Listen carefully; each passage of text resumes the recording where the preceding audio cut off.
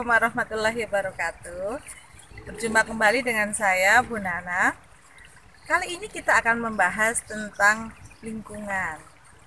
Silahkan kalian amati di lingkungan sekitar saya. Itu ada ekosistem, baik ekosistem alami yaitu berupa pegunungan dan ekosistem buatan. Yang terlihat di sini ada ekosistem sawah dan ekosistem tanah perkebunan, yaitu perkebunan lombok, ada tomat dan kebun jambu. Nah, tentunya aktivitas pertanian di daerah ini sangat tinggi, baik untuk meningkatkan produksi ataupun aktivitas yang lainnya seperti pemupukan dan pemberian pestisida. Pemupukan dan pemberian pestisida yang tidak sesuai aturan tentunya akan menyebabkan dampak bagi tanah maupun bagi air. Pemberian pupuk yang berlebihan itu menyebabkan tanah itu menjadi tandus. Sedangkan sisa dari penyemprotan apabila dicuci di dalam irigasi, maka sisanya akan mengalir menuju ke sungai. Dari sungai nanti akan menuju ke waduk. Hal ini akan menyebabkan pengayaan nutrisi air ataupun peristiwa biomagnification. Jangan didaping kelamaan. Aktivitas manusia itu dapat merubah kualitas perairan seperti pertanian, peternakan, dan pembuangan limbah rumah tangga. Pertanian dan peternakan itu akan menambah unsur nitrogen di dalam perairan. Sedangkan untuk limbah rumah tangga yang paling besar yaitu dari limbah deterjen yang akan menambah unsur fosfor ke dalam air. Menurut Morse et al. Tahun 1993, fosfor penyebab eutrofikasi 10% berasal dari proses alamiah di lingkungan air itu sendiri, 7% dari industri, 11% dari deterjen, 17% dari pupuk pertanian, 23% dari limbah manusia, dan yang terbesar 32% dari limbah peternakan. Limbah tersebut mengalir dari irigasi atau selokan, kemudian menuju ke sungai dan terakhir di ekosistem danau atau waduk. Disinilah akan terjadi proses eutrofikasi. Eutrofikasi itu sendiri merupakan proses pengayaan nutrisi dan bahan organik yang ada di dalam perairan. Sebenarnya eutrofikasi merupakan proses alamiah dan dapat terjadi pada berbagai perairan. Tetapi bila terjadi kontaminasi bahan-bahan nitrat dan fosfat akibat aktivitas manusia dan berlangsung terus-menerus, maka proses eutrofikasi akan lebih meningkat. Eutrofikasi atau pengayaan nutrisi air akan menyebabkan populasi tanaman air atau alga dan plankton seperti fitoplankton dan zooplankton itu akan mengalami peningkatan populasi yang cukup pesat. Hal ini tentunya masalah karena air sebenarnya tidak boleh terlalu kaya nutrisi, tidak boleh terlalu subur. Jadi kalau airnya terlalu subur, maka populasi air dan fitoplankton atau zooplankton akan naik. Nah, sinar matahari yang masuk akan terhalang karena permukaannya ditutupi oleh fitoplankton maupun tanaman air. Nah, karena matahari tidak bisa masuk, proses fotosintesis tentunya akan terhambat. Hal ini akan mengurangi kadar oksigen di dalam air.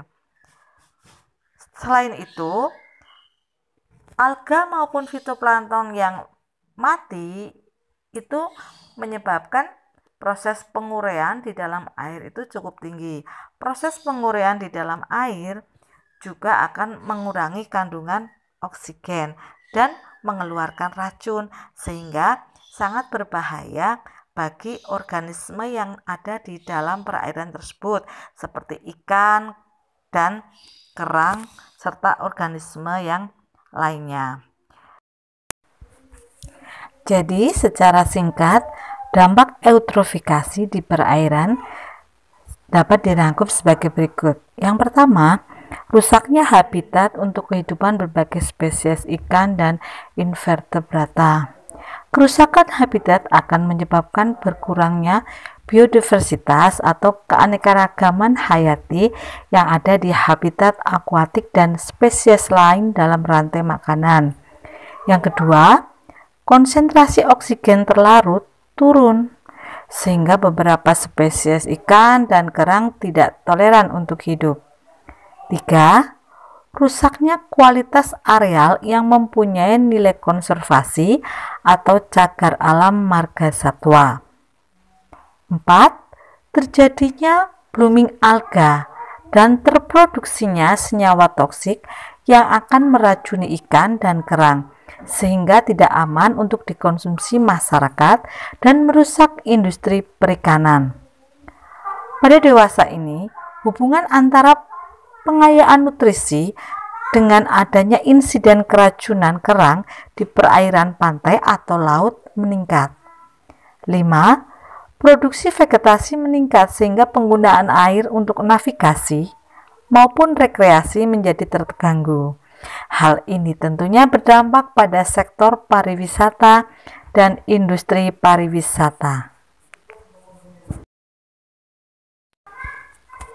Peristiwa eutrofikasi sebenarnya dapat kita cegah atau dapat kita kurangi manakala kita ramah terhadap penggunaan zat-zat kimia baik untuk aktivitas pertanian, peternakan, industri maupun aktivitas sehari-hari dalam rumah tangga. Gunakanlah pupuk pertanian dan gunakanlah pestisida sesuai dengan aturan sehingga tidak menyebabkan pencemaran air, dan gunakanlah deterjen sesuai dengan aturan dan pilihlah produk deterjen yang ramah terhadap lingkungan. Untuk limbah dari industri, sebelum dimasukkan ke dalam lingkungan air, seharusnya diolah terlebih dahulu melalui instalasi pengolahan air limbah sehingga peristiwa eutrofikasi tidak perlu terjadi di lingkungan perairan yang ada di sekitar kita.